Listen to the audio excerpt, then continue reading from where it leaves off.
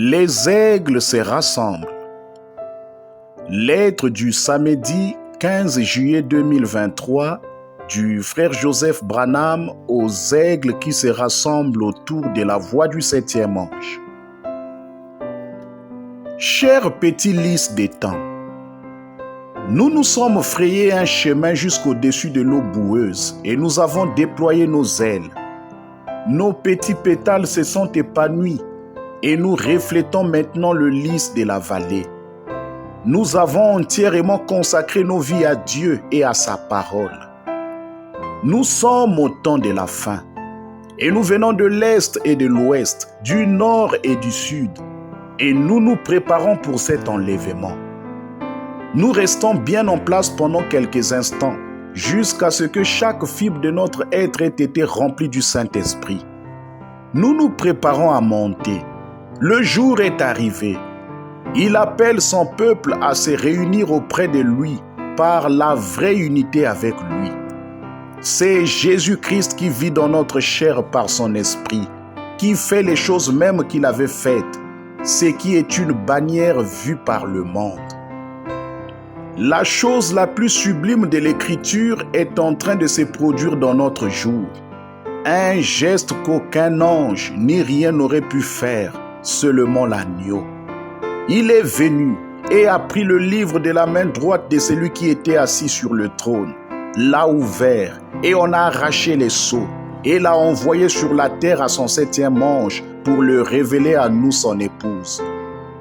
Les choses qui se produisent, la parole qu'il nous révèle chaque jour, c'est indescriptible. Nous élevons nos voix, nous poussons des cris et nous nous écrions « Alléluia !» L'onction, la puissance, la gloire, la manifestation, la révélation de sa parole est plus grande qu'elle ne l'a jamais été depuis le commencement du temps.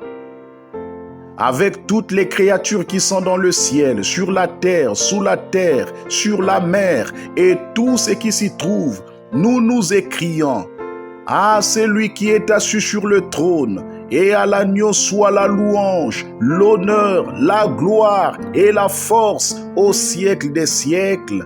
Amen, Amen et Amen. » Toutes les créatures, tous les hommes, depuis le commencement du temps, ont attendu que ce jour arrive. Même Dieu lui-même a attendu jusqu'à ce que l'ange qu'il a choisi arrive sur la terre, avant de venir prendre le livre, le briser et révéler tous ses mystères à son épouse élue. Nous savons maintenant ce qu'aucun homme sur la terre, depuis le commencement du temps, n'a jamais su. Tout ce qui avait été perdu dans la chute, tout ce qui a été caché dans sa parole, tout ce dont l'épouse a besoin, a été enregistré et a été déposé dans le petit entrepôt de Dieu. Il nous a montré ce qu'il y a au-delà du rideau du temps et nous nous voyons avec lui de l'autre côté. L'épouse s'est préparée en écoutant la parole. Nous avons été en formation. Nous nous sommes revêtus de l'armure complète de Dieu. Rien ne peut nous ébranler. Rien ne peut nous effrayer. Rien ne peut nous faire du mal. Rien ne peut nous faire des compromis sur une seule parole. Nous sommes la parole. Nous l'attendons en tenant notre bouquet dans nos mains. C'est presque le moment. La vieille pendule fait battre les minutes.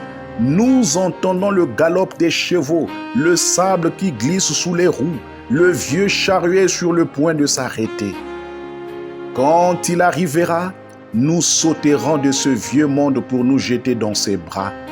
Il nous saisira et nous dira « Je suis allé te préparer une place, mais tout est terminé, ma chérie. » Sa venue est tellement proche.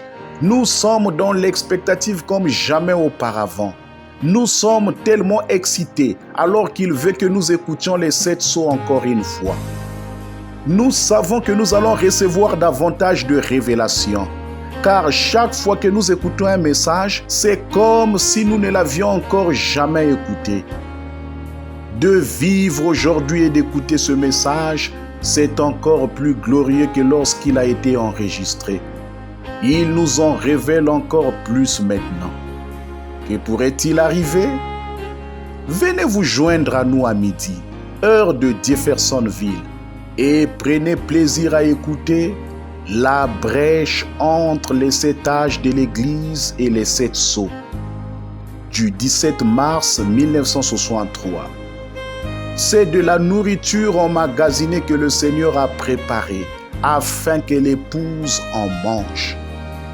Frère Joseph Branham. Passage des Écritures à lire pour se préparer à l'écoute du message. Lévitique 25, le verset 47 à 55. Jérémie, le chapitre 32, le verset 1 à 15. Zacharie, le chapitre 3, le verset 8 à 9. Zacharie 4, le verset 10. Romains 8, le verset 22 à 23. Éphésiens, le chapitre 1, le verset 13 à 14. Éphésiens, le chapitre 4, le verset 30. Apocalypse, le chapitre 1, le verset 12 à 18. Apocalypse, chapitre 5. Apocalypse, chapitre 10, le verset 1 à 7. Apocalypse, chapitre 11, le verset 18. Que le Très-Haut vous bénisse richement.